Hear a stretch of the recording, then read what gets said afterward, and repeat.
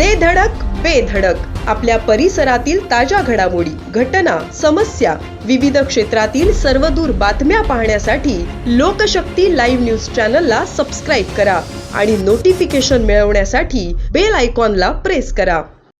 रायगड जिल्हा परिषदेवर सत्ता स्थापनेसाठी राजकीय हालचालींना वेग आला असून भाजप आणि राष्ट्रवादी काँग्रेसने स्वतंत्र गट नोंदणी केली आहे. राष्ट्रवादी काँग्रेसचे प्रदेशाध्यक्ष सुनील तटकरे यांनी भाजप राष्ट्रवादी युती जिल्हा परिषदेत सत्ता स्थापन करणार असल्याचे जाहीर केले आहे. दोन्ही पक्षांकडे बहुमत असल्याने तिसऱ्या पक्षाला सत्तेत सहभागी करून घेण्याची गरज नसल्याची भूमिका घेतली जात आहे. मात्र सत्तेत सहभागी होण्यासाठी शिंदे सेनेने वरिष्ठ पातळीवरून भाजप व राष्ट्रवादीवर दबाव टाकण्यास सुरुवात केल्याचे खात्रीलायक सूत्रांकडून समजते. रायगड जिल्हा परिषद व पंचायत समिती निवडणुकीत महायुतीने वर्चस्व राखले असून ठाकरे गट आणि काँग्रेसला मर्यादित यश मिळाले आहे.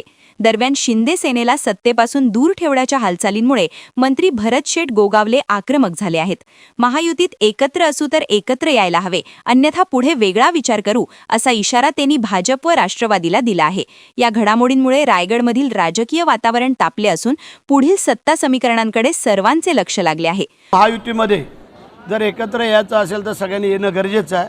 अन्यथा मग पुढे येणाऱ्या विधान परिषदा असतील, लोकसभा असतील, त्यावेळेला पण मग आम्हाला विचार करावा लागेल, हे पण तुम्हाला सांगून टाकतो. कारण जर आपण महायुतीमध्ये लढलो वेगळे तरी कित्येक ठिकाणी एकत्र आलेलो आहोत आणि त्यांना जर आमची आवश्यकता नसेल, हरकत नाही आहे, त्याचा पण विचार पुढे केला जाईल. लोकशक्ती लाईव्हसाठी न्यूज ब्युरो, रायगड.